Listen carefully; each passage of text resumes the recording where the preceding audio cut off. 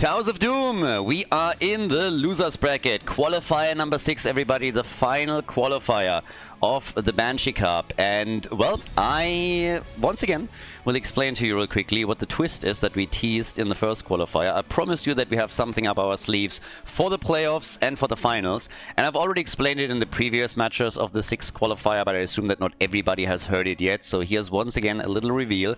We are introducing bounties for the playoffs and the finals. So no crazy draft rules that you have to comply with. Instead, each team gets a set of bounties. The bounties will be the same for every team, but the teams won't share that bounty list. So each team has their own list of bounties. The bounties will be the same for every single team, and teams can complete these bounties to increase their payout at the end of the tournament. And all of those bounties are going to center around them doing stuff that is a little bit out of the box. Win a game with Butcher, win a game with Nova, win a game with Murky, Gazlow, win a game with Varian using Twin Blades and such things, or just simply win a game drafting a team that is Overwatch only, stuff like that. So we're going to release a full list of that, obviously, before the playoffs. The players already have it, but it's going to be pretty epic, and every single time that a team completes one of those bounties, they get $50 additional. And that is a pretty cool thing because, like, they can do it, they don't have to. And some of the teams that are realizing they don't make it into the top 4 to fight for the actual prize money, they can just say, like, you know what? I don't think we're making it into the top 4, but we can definitely try and develop a couple of cheeses to complete bounties here and then make at least some pizza money. So it could be really, really epic, and I'm very much looking forward to it. You can only complete a single bounty within a match, and that's pretty much the only other rule. So let's imagine for just a second that a team decides they're playing Murky Nova on one map. That still gives them only one single bounty. After the game, they have to decide whether they want to cross off the Nova bounty or whether they want to cross off the Murky bounty. That's kind of how it works. It's going to be epic. It's going to be really good. I'm really looking forward to it. It's going to be tons and tons of fun. But okay, we have our first map in the best of 3 series here in the losers bracket. It's the Bobby Kotick fan club against the Space Goofs. And both of them are playing with the sub today. Bloodcool is playing for the blue team, and we have Draoclick or Draoclick. I don't know if he's licking or clicking, but he's playing for the fan club. Diablo starts us off. Pick number 1. That's obviously always Ixia to think about when you're playing. Oh, very early Vala pick. I like it. Not too bad. Yeah, Blaze. And we get Vala. So the question becomes immediately double support, yes or no?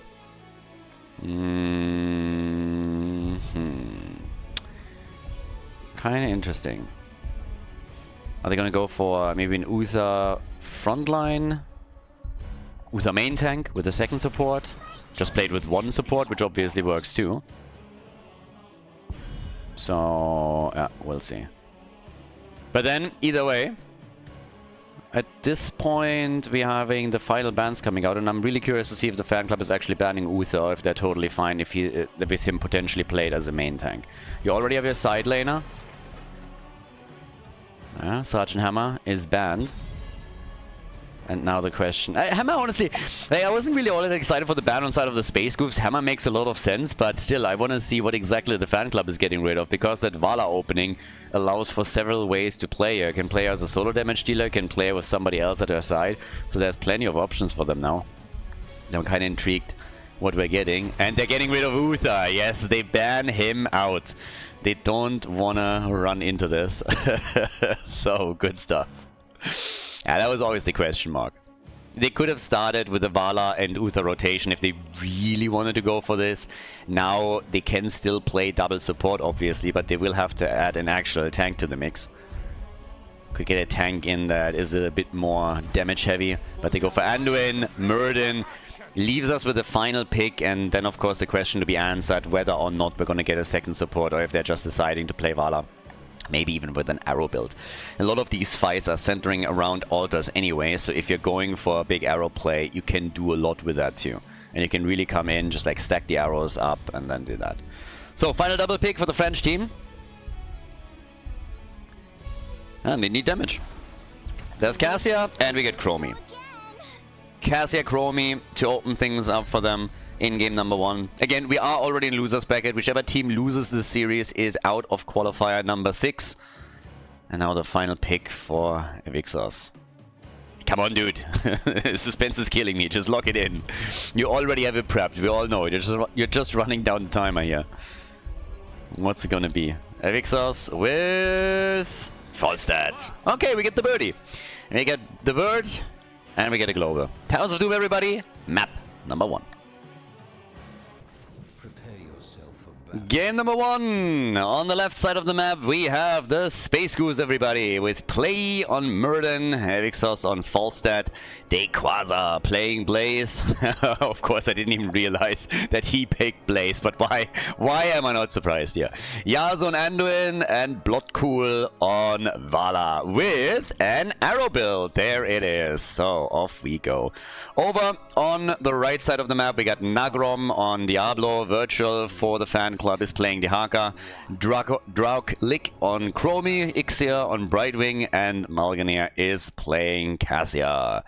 Let the games begin. It is party time. Who is going to take it here? Who's going to be victorious in this game on map number 1? And how many dings is Vala going to get? Get those arrows connected. Ding, ding, ding, ding, ding. It up right from the get-go and then murder them in the late game. Work on that comeback strategy. 6.5 out of 10, baby.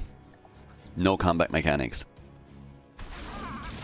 Yep, so they will have to try and see what they can pull off with this. And honestly, I actually think that if Vala is stacking this properly, she is going to have a blast in the late game. But again, we're going to keep an eye out on that. I absolutely love when you have a Vala that also goes to Acrobat and later on has good stacks and goes into a 1v1. People underestimate that and all of a sudden it's just like, bam, hit point is gone. Target deleted. I don't think I'm ever going to get tired of watching Vala games. Always been a very entertaining hero in my eyes, no matter how much he gets played. But alright, the show continues, and we have so far no deaths in the game. Everybody is just still trying to work on the rotation. The pumpkins have spawned, and that means that the teams are focusing on that next, and are trying to take those out. Nobody's invading. Nobody is trying to go for like other shenanigans in an attempt to steal the opponents away. And as I say it, they are going for it. Yeah, the red team was a little bit too slow. I actually thought they had it already, but they didn't. Now Brightwing dies too. Good jet propulsion, and Falster comes in with a kill. So things are falling apart for the French team quickly. Malganir is low and dies. So does Diablo. That's 3 heroes down, and they're trying to go for Dehaka too, who they might not get, but they are stealing the camp.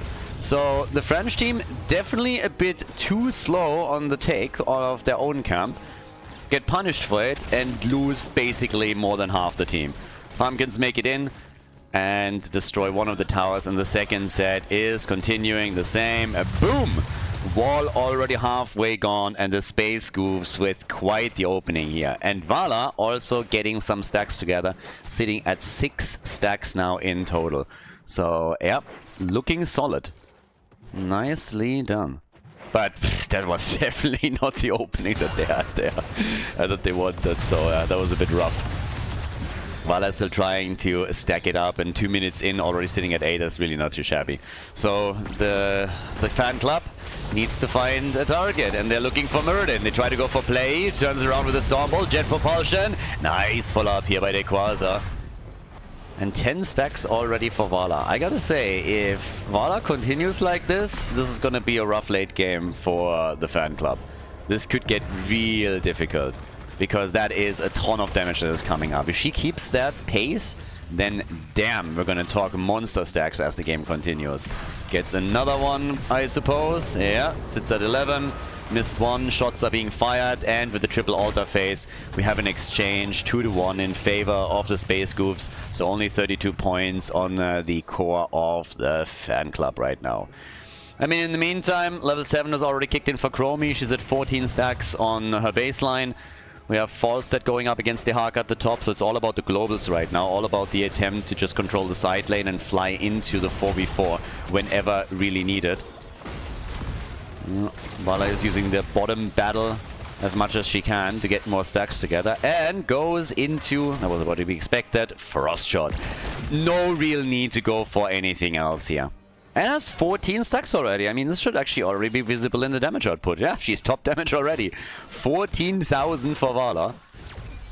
And again, just imagine her continuing that pace during altar fights and then heading into the late game. That would be more than a bit spicy. But okay, as is, we now have level 7 in the hands of the Space Goofs. The Kotick fan club isn't that fine yet, but they're getting the birdie. So they were hungry and they got themselves some chicken and dropped Falstead quickly. I'm talking about dropping heroes. Malkan here nearly got dropped down at the bottom of the map. If not for Ix here with Brightwing, that would have been a kill. But yeah, Chromie is still dealing with the middle. Blaze has now rotated towards the top since Falstead is just now coming back, and we have a single ult at the bottom of the map. And now the question, how drawn out will that fight be? Diablo again with the engage, trying to go for Vala. Yeah, they're trying to take her out, trying to eliminate the damage as quickly as they can, which hasn't really worked out for them yet. She hasn't died even once yet. But yeah, again, we'll see what they can do with this. Now, the attacks keep coming. Diablo sitting all the way here up at the front. And yeah, it's pretty much a stalemate. Ixia, is nobody interrupting it? Really? What? Okay, fair enough. Gets a freebie. Didn't think that it would make it that easy for him. I didn't want to give him a chance to get kills, I suppose. I just thought they would love to delay this as much as they can, just to allow Vala to get more arrows connected, because that at the end of the day is really going to be the goal here. Draw out some of these fights and just make sure that she's scaling. The better she scales, the better your chances in the late game. So pumpkins are being taken on both sides once again. We're now looking at nearly level 10 for the Space Group, so another advantage that they're about to lock in for themselves. And the red team is trying to push them a bit before that happens. Hasn't really done too much with that yet. Pumpkins are now being escorted over once again. Diablo with the engage, trying to dive deep. They want to go for Vala, use Chromie's ult, but it's negated. Anduin is shutting it down early. The shot still connecting, and now we have 21 stacks. Level 10 obviously forces the red team back. The fan club has to be careful here. Vala still ruling the #1 spot in the damage leaderboard with an iron fist. We have her on 21,000 damage. Well, make it 22. The Haka experiences that firsthand and dies. And 15,000 now for Chromie, who has not died yet. She's the only one on the red team that hasn't fallen yet. The only one that has not got murdered. Vala a little bit too aggressive. I mean, at that point, he just jumped into 3 heroes. That was maybe a bit too much. Just a tiny little bit. Just a little bit. So, yeah, goodbye. Vala gets murdered. She was definitely getting a bit too cocky here. The game was going way too well for her. And then I was just like, alright, maybe I'm gonna die here. So, yeah, Vala's eliminated. Altar. Ooh. Bit of a pause here. Yeah, the altars are up. And let's see what we're getting. I don't know what exactly happened. Maybe somebody dropped, but gives us a chance to look at this. So Vala's currently, I mean, she's just respawning. So she should be there in time. They might lose. Yeah, they are going to lose the bell tower, also the altar over here. So that channel is through. But in the middle, they can definitely try and interrupt this and wait for Vala to come in and then control that fight. She's at 25 stacks now, and we're 7 minutes in. So this is going to become a bit of a concern. And I'm really not sure if the red team is going to have a good time there as the game continues. Falstead actually disconnected, so they indeed had one player drop out. Hopefully he can reconnect without any big issues. Virtual is still at the top, so Dehaka has so far not moved into the fight and didn't really have to. But as much as Vala is doing a great job stacking, let's not forget that at the end of the day, you still need to control these altars. You're trying to convert some of those bell towers over, you're trying to go for altars, and they're going to lose the one at the bottom of the map and fall behind slightly. So fighting for the one here in the middle would definitely be kind of crucial. 4 kills to 2, and the red team still with the superior numbers here, as they're slowly coming together. Falstead is ready. Yeah, Diablo trying to bully the Quasar a bit as Vala finally reappears. Light bomb engaged. Nice. And Dehaka's coming in as well. Vala missing one of the arrows, but still moving away from Dehaka. So that was actually a pretty decent move that could have gone pretty badly for her. Oh, it still can. Anduin with the attempt to save her. And it didn't work out. Vala gets killed. Very nice combo. Apocalypse. I mean, everything that they just put together there. Forstack gets wrecked. Like, did you see the ragdoll getting absolutely murdered? Take a look at this. That was glorious. The ragdoll got killed 3 times over. Check Falstad out here. So Falstad at the top, and here, bam, bam, bam. Got hit 3 times by it, even though he was already dead. Oh my god. Too damn good. 5 kills to 4. And both of the altars went to the fan club. Yeah, so they definitely found a way to take Vala down. Very likely we're going to get Gloom now next, to try and mitigate some of the damage that Chromie is going to throw out. Dequaz at the top was attacked as well.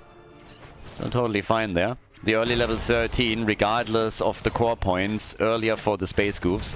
Gloom indeed it is, and the collision cores. As Muradin in the middle is getting chased a bit.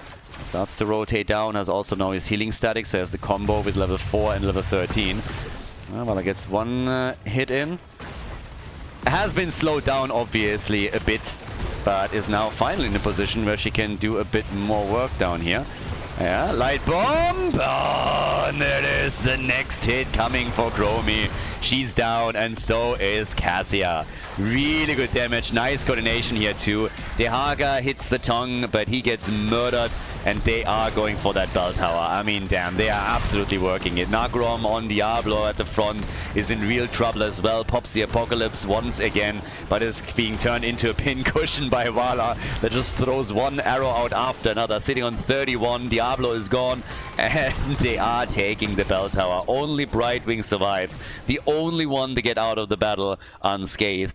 33 stacks for Vala with 40,000 damage. Compare that to Chromie. Compare that to Cassia. Both of them at 28,000. And the numbers are just gonna get nuts once that we're heading into 20. And now, of course, you still have to get those altars. Kills are fine and dandy, but you need to get a bit more than that. Falstad has already gotten 1 on the left side. They're going to give this one up, likely. I don't think that they're going to be pushing into this.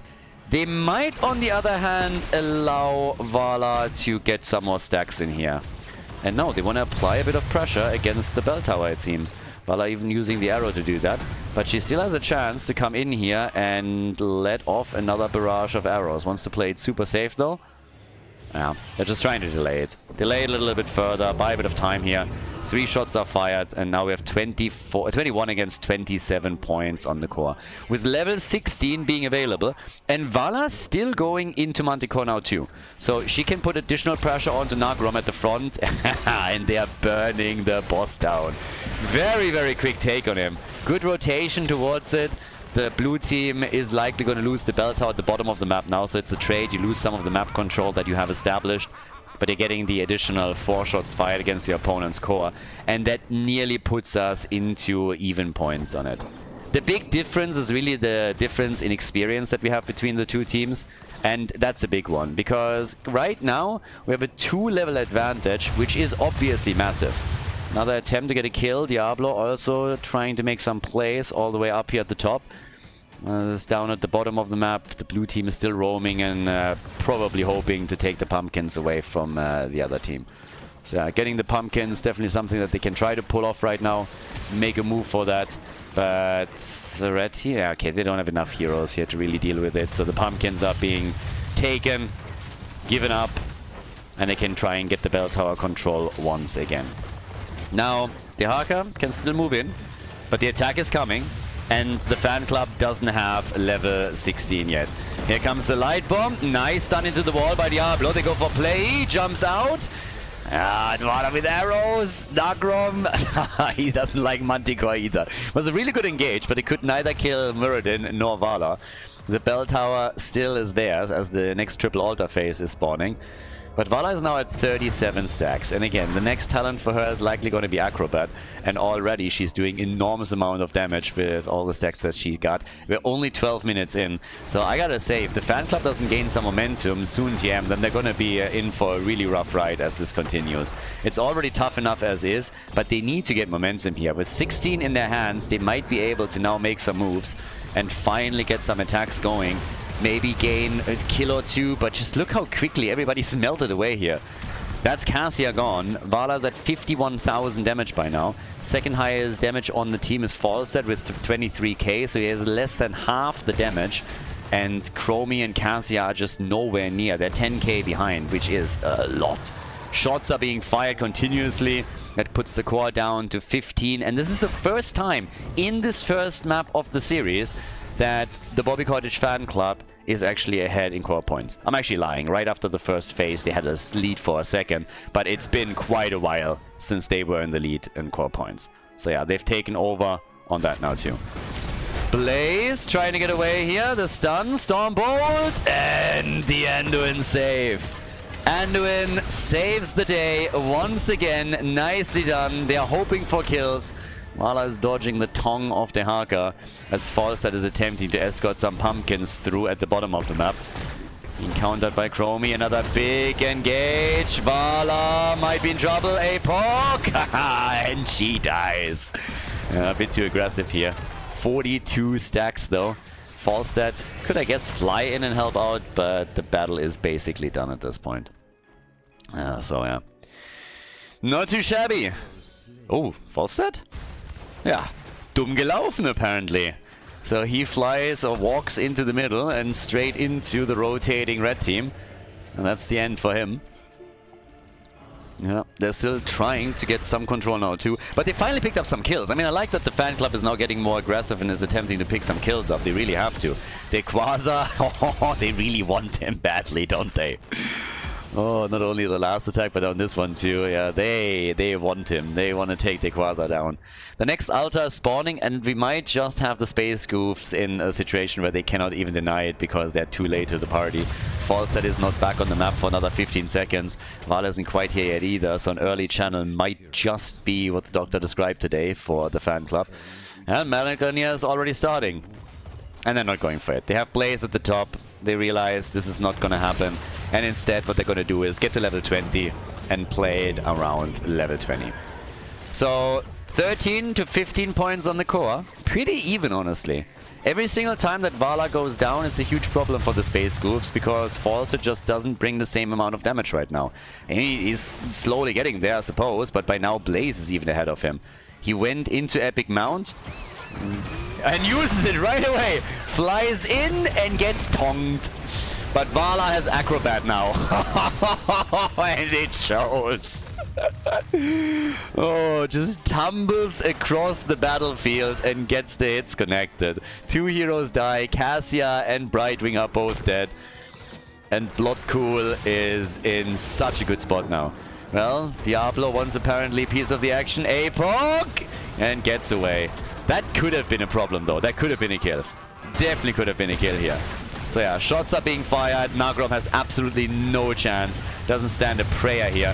They're going for Chromie now as well. A few more shots fired. She's trying to delay it. Can't even pull that off properly. So that's one additional bell tower that is taken over. They already took the one at the top. 14 kills to 6. I mean, they are absolutely murdering them now. Great dodge on the Stormbolt. But that is just not going to be enough. 62,000 damage for Vala, 53,000 for Chromie, and they're going for the full barrage, the full shebang here. And this is likely going to mark the end. This should mark the end. Shots are being fired. They're trying to retake in the middle, so they're going to attempt to stop them here. Falstad has Gust another 10 seconds and can buy a bit more time. And let's not forget that there's an altar spawning at the bottom of the map too. So yeah, they are not breaking through this anytime soon.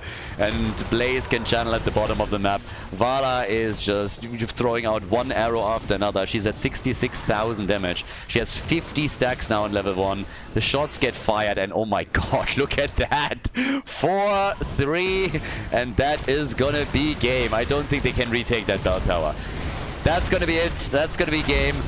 Pretty awesome Towers of Doom game once again. But yep, this is over. A 1-0 lead for the Space Goofs. 75,000 damage for Vala at the end. And a lead for the blue team. GG. Well played. Before we head into game number 2, make sure that you subscribe to the channel if you haven't done it yet so you don't miss out on any future content here on Khaldor TV. Game number 2, Tomb of the Spider Queen. The Space Goofs in the lead. Vala murdering people. Arrow build can be pretty amazing. I mean, if you have an objective where there's no minions around, then you can really pad your stats there. And that's exactly what they did. You have the altars that you can fight over, so an arrow build absolutely working. And with that, we're going to see what the teams can actually pull off on the second map. We're going to get a 2-0 victory for the Space Goofs moving on to the next round. Or if instead we are going to get a 3-mapper as the fan club picks up some momentum in game number 1. First, Sylvanas is being banned. And let's have a little bit of a look of what's happening right there. Lucio is getting quickly banned out. Sylvanas is banned. Hanzo is getting murdered, so he's also out. And let's see what they're getting. I want to honestly see what kind of strategy exactly the fan club is now going to employ, just to make sure that they are going to be able to take the win here. This is obviously mapper Ixia has also played Probius in the past, so if you see a Probius ban coming in, don't be too shocked. Ixia is known for Probius and also for Zarya, so they could definitely use one of those heroes if they wanted to go for a bit of a curveball. But yeah. Quick pick coming in. And yeah, let's have a look. They're insanely hesitant on this. Okay, Hogger. Hogger on the side lane. Hogger for the side lane. I have my eyes on Ixia. There's always a chance that they are swapping things around a bit again, just to get Ixia a hero that he really excels at and that he can carry the team with. And yeah, it's time for the blue team to also show what they got. Jojo was still up, yeah. Jojo gets taken, and so does Urel. So that's one of the best tanks for Tomb of the Spider Queen in the hands of the blue team already. And we have Urel on top of that. Plus, we are getting the next few picks on Tomb now for the fan club. And again, the fan club is with the back to the wall. If they lose here, they're out of the tournament, out of the qualifier. I'm pretty sure that they're already in the playoffs, no matter what happens in the rest of the qualifier. But it's not only about making it into the playoffs, you also want to have a high position in the playoffs. Makes it much easier for you in the next phase of the tournament because you get easier matches. So yeah, that's another one. And there's White Mane, and we get Mephisto. Alright. Mephisto, just an absolute monster. Ixia with White Mane that already shuts down any kind of Probius and Zarya shenanigans. They're not going to swap White Mane to another player. They could have had another support, and that being played by, I don't know, maybe even Nagrom, depending on who's going to play tank for them in this game. But White Mane herself, that's an Ixia pick for sure. So yeah, that's already out of the question. He is going to play support this time indeed. And it's actually one of the strengths of the team. I don't know if it's a strength or a weakness. I suppose like they are a bit more... They have more variety in their picks because they can swap heroes over. It's always nice when you can switch roles a little bit. But if you are a jack of all trades, it also means that you are a master of nothing. Tracer, or at least makes it more likely. There are exceptions. There are some people that are good just at everything that they're doing. Okay, so Tracer is getting quickly banned out. She would have been a nice pick here too, but I'm still waiting for what the added wave clear. And mages obviously come to mind. You're always talking Gul'dan here. You could go into even Kalthas if they have somebody that can play him properly and follow up with a gravity lapse on any kind of stun and slow. Rhaegar first. Junkrat still available too. Get those grenades going. Make sure that you're just interrupting whenever the opponent is trying to turn in. And with Hanzo banned and Chromie out... Doesn't limit your options too much. Still gotta be a bit careful here. Last pick, Cho'Gall. So, what are the Frenchies gonna go for now? Varian and Jaina. Double mage. Mephisto and Jaina tag teaming whenever Varian gets a taunt out. Interesting approach here. White Mane as a follow-up for taunts too. And now that you know what your RPK, I mean, there's a cleanse, there's Jojo. There is a lot that they can use here against this. So our final pick for map number 2. Again, it could be the final map in the best of 3 series. Time will tell. We're gonna find out in a minute. The Bobby Kotick fan club against the Space Goofs. The final pick is Greymane, and we're heading straight into the second map. Space Goofs against the fan club. On the left side, we got the blue team with the lead in the series. Play on Janna, Evixos on Greymane. We got Bloodcool on Junkrat. Dequaza is playing on Urel, and Yazu with Rhaegar. Over on the right side, Malganir on Varian, Ixia on Whitemane. We got Virtual on Hogga, Nagrom on Jaina. And Draklik is playing Mephisto, going straight into a Skull Missile build with unyielding power.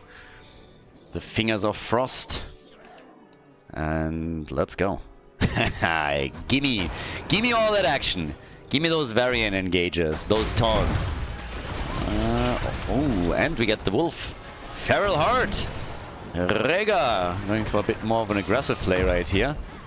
So... This should be an interesting one. I really like the draft that we have for the Space Goofs though. I'm not sure if this Varian combo is able to take him down. There is a lot of burst damage obviously, so that's definitely true. If they hit the right hero, they should be able to delete them quickly with Jaina rotating through her abilities and then Mephisto following up with an additional rotation. So there is a lot of damage that they can dish out extremely quickly. So the one-shot or quick kill potential from the team is pretty massive. It's definitely something that they can use quite nicely. If they are able to properly pull that off or not, time will tell. But right now, yeah, we're waiting for level 4 to kick in so that we can see what exactly is going to go on with that. That's when we're really seeing Varian start to become an actual hero, not just an oversized minion. And they can try and get those kills connected. It's going to be, of course, even stronger and stronger once that we have heroic abilities too. But, yeah, we'll see. Time will tell. For now, it's just a bit of skirmishes happening between the mid and bot lane. Everybody is trying to make a few small plays, get those siege giants, for example, which has already happened, and then just try to follow up with some additional camps that we're already getting here with the Bruiser camp. Blue team hasn't made that move yet, but you can bet a pretty penny that they're going to do it any second now. So they're already on it, as I say it, actually. The Wolf team is going tag team on that and trying to lock that in quickly. Shouldn't really be a problem for them to get that within a pretty short time frame, and then will allow not only to counter the camp in the middle, but also counter push. Level 4 talents are already in. Jaina's a bit low here. Careful, Nagrom. Careful, my friend. Yeah, he nearly died on this one. Another grenade or two, and that would have been the end of her. But by now, we are still waiting for the first kill in the game. We have, on the other hand, quite a lot of small little fights happening. And here at the turning point, it happens once again as Johanna was targeted quite quickly. So job well done. And they're trying to break through that wall now. So they're using their own mercenary camp, trying to break through the structures. Play might have bit off a bit more than he can chew. There's at least cleanse being used. Another heal. Gets taunted and gets his iron skin out just in time. The shield was ready. Oh, but they really wanted him. They really wanted to take him down. Oh boy, that could have been the first blood. Jojo hasn't even taken her second talent yet. So yeah, has not gone for talent number 2 yet. We have by now the tiniest of leads in experience. A little bit of a lead in turn-ins, at least for the fan club. They turned in 12 of their gems already. Yeah, another taunt. Yep, and that's the problem. No way! Oh, Junkrat, you beast! How did he get out of this? That's kind of nuts. I mean, I could have seen him die mid-air or something, but that was bonkers. That was really, really bonkers. I mean, check this out. If he gets hit by a taunt, he should really die. I mean, there comes Varian, connects the taunt, there's the damage, and he somehow makes it out of the fight. That is just crazy. The margin of error here was, I mean, frame perfect pretty much. If one more damage point tickles in, he's gone. Level 7 is ready. With that now, we have also some gems turned in, 15 in total for the blue team. They're still working on it. Play gets attacked again. They really don't like Johanna, do they? They don't like her at all. Coming in time and time again, trying to kill her. What has she done? What has she actually done that she deserves this? Intercession is in. We're getting Ice Flurs, and we get the Frost Storm. And then we get the first few web beavers. The spiders are descending. Blue team, they got their pick. Jojo sees Varian is immediately, alright, I'm out of there. The taunt comes in regardless, but there's definitely not enough damage in this rotation to take her down, specifically with Rhaegar just standing right next to her. And talk about Rhaegar, damn, the wolf wanted to bite, didn't he? Jumped in, nice! That could be a kill. They could take down, and they are taking down the aspect of hatred. So, nice. Mephisto dies. They get the web beavers. And that would have been a big part also of the defense. So now that Mephisto is gone and they're getting Greymane at the bottom of the map straight into Worgen form onto structures, they can really start to take those down. The entire wall has fallen within seconds, and since nobody seems to be caring about them, they're gonna get that fort. Yeah, they're gonna get it 100%. Mephisto is just now slowly coming back, and to be fair, the fan club defeated the web beavers in the middle and at the top. It came at a cost. They lost a lot of... They actually haven't even defeated the one at the top. They lose the fort here too. What? They lose both? Oh, 2 forts gone with 1 objective? Team? Yeah, good luck with the rest of the game. That's a disaster. That is a huge gain in passive experience now for the blue team. They are already ahead and about to lock in level 10, which is going to deny the fan club a turn in for sure, for the foreseeable future. So yeah, this is a bit of a disaster, to say the least. Junkrat is taking the camp, they're taking another one over on the left side. But yeah, they are in some trouble. They need to get their own turn in and to need to try and bring this back. Good luck with that. They have the gems, they have 60 gems. So as long as they don't lose any more heroes here, they should be fine, at least for now. But losing 2 forts this early in the game, and therefore also the 2 fountains that give you lane sustain, that's going to make it insanely difficult.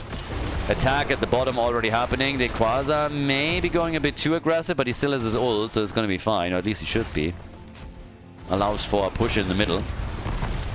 And they're of course also getting more and more gems, so if they can go for the fort, fantastic. If they can just turn in, that's great too. But here come the ults. The Ring of Frost, Shockwave, so they have a lot of good tools here as Yrel is moving in and trying to harass Mephisto a little bit. Jojo also coming in. Riptire straight to the face. They're trying to go for Mephisto, couldn't get the kill. The ult, Ring connecting with Junkrat, and Rhaegar is ready. Jaina out a little bit too far, but she gets the heals from Whitemane. Ixa is doing the best to keep everybody in play. Had to tap the fountain too for mana, but they are all surviving. We're 7.5 minutes in, we've seen 1 kill. 1 kill, and that was the one against Mephisto earlier. Damage output, 20,000 for Mephisto, 24,000 for Junkrat. Jojo again trying to focus all of the damage and the abilities and cooldowns onto herself with success, and they can go for another turn-in. That is another web weaver wave. Yep, there it is. Blue team with 2 web weaver waves in a row. Lots of gems in the hands of the fan club, but they have lost 2 forts. They are likely going to lose the one in the middle now, and the bigger question is, are they going to lose anything else? Are walls opening up at those keeps? Jaina is halfway done with her baseline quest. She really wants that ice block now. That would help a lot. Web Weaver is on the ground once again. Top side is getting pressured. Middle of the map. Push is coming. That fort is gone. Down at the bottom, they are trying to go for Yrel, and Quasar has none of it. The Ring of Frost didn't connect. He simply moved into the middle and dodged it that way. And while they are trying to get a kill, the mid lane fort has been destroyed, and now they can go and try and take some of these walls out. Mephisto barely made it. He has to hearth back now, and him hearthing means that they are missing him for defense for a few more seconds, and that's all the time that the Space Goofs need to wreak havoc and do even more damage. They go for the attack, they go for Jaina, they drop her, and that's likely going to be the end. Oh, Whitemane dying too. They're going for Malganir. He has 22 gems. Correction, he had 22 gems, and they are losing everything. They're losing everything. 5-man team wipe. The entire team is destroyed. They lost every single the gem that they were holding, and now they're losing their keeps too. At this point, they're just frantically looking for the surrender button and are debating whether they should type GG in caps or not. 2 keeps destroyed. 2 keeps are gone. And every single gem that they were holding has been taken away from them. And to make matters worse, not only is there a boss up of the map that is about to be taken, there's a 3-level lead with 6 kills to 0. And we have them with nearly enough gems for another turn in. Insane. So, yeah, that was the death blow right there. That was the death blow. Honestly, at this point, I think we've reached a point where even if every single player on the blue team would lose connection, the 5 bots would finish the game. That's how bad this is. That's really how bad this is right now. At the bottom of the map, Dequaza is trying to keep 2 of them busy. Boss is moving in at the top. We have level 16 talents now, and they are going to try to go for core. I would have loved for them to turn their gems in just in case that they are misjudging it, that somehow there's a defense and they can't end the game here. It's highly unlikely, I know, but having them play it a bit safer would have been great. So let's see what's going on here. 7 kills, 2-0. Not even I can caster curse this. Not even I can pull that one off. Caster curse is a myth anyway. I'm proving it to you here immediately. That's game. That's a 2-0. The fan club is out of the qualifier. And the Space Goofs make it to the next round of the losers bracket. GG. Well played.